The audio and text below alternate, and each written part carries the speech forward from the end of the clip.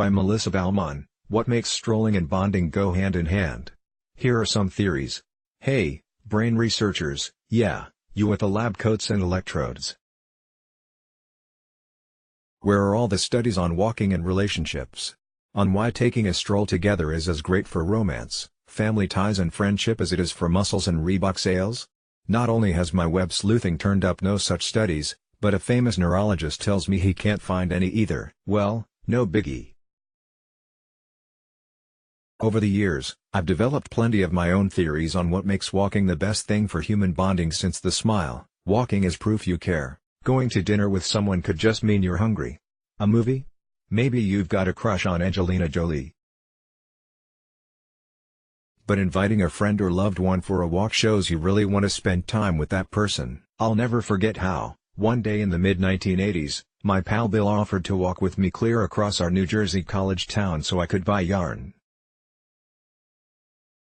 He had zero interest in yarn, which is how I knew, beyond doubt, that he was interested in me. Yes, he was the Bill I'm now married to. Walking is easy.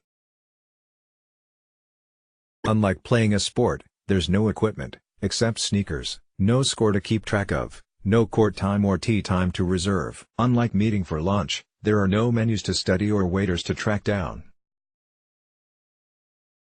You can walk often and on the spur of the moment, and if you're like my friends and me, you'll pick a route with so few street crossings, you could practically do it blindfolded. Bingo, except for the occasional need to hopscotch over a pile of steaming dog gifts, you'll be free to focus on nothing but each other. Walking loosens tongues.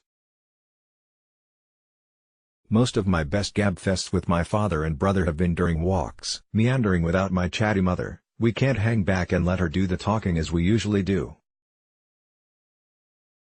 Plus, I suspect, the oxygen-induced brain boost we're getting from exercise, which has been studied, helps get our words rolling. Walking really loosens kids' tongues. Go on, ask your offspring, how was your day? While you're all sitting indoors.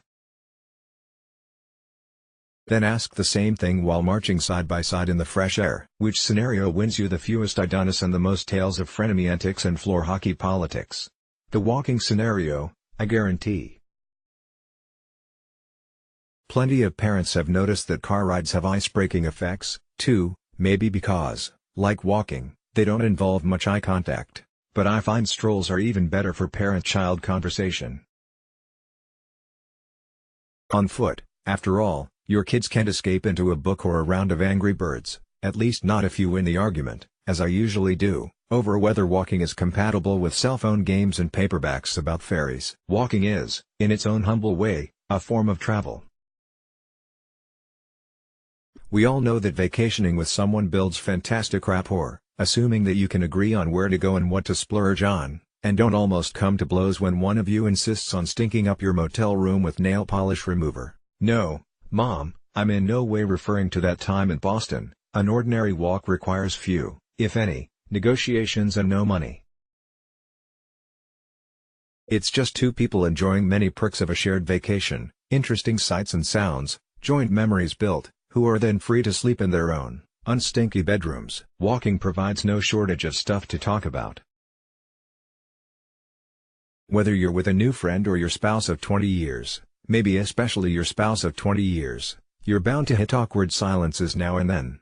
This is where the guy shuffling toward you, the one who, you both agree, looks exactly like John Boehner crossed with the Pillsbury Doughboy, comes in handy. Walking helps you blow off steam. Every few months, Bill and I take what we delicately call a $$% walk, rhymes with Dastard's walk.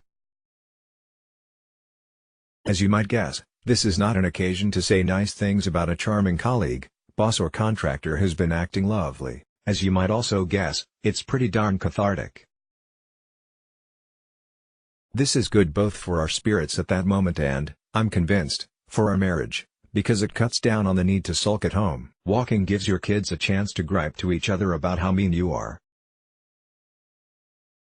Face it, they need to do this, but you probably don't want to overhear them. So the other day after a family disagreement, when my son and daughter casually announced that they would be taking a short walk together, I said sure, great, fine, and watch out for cars.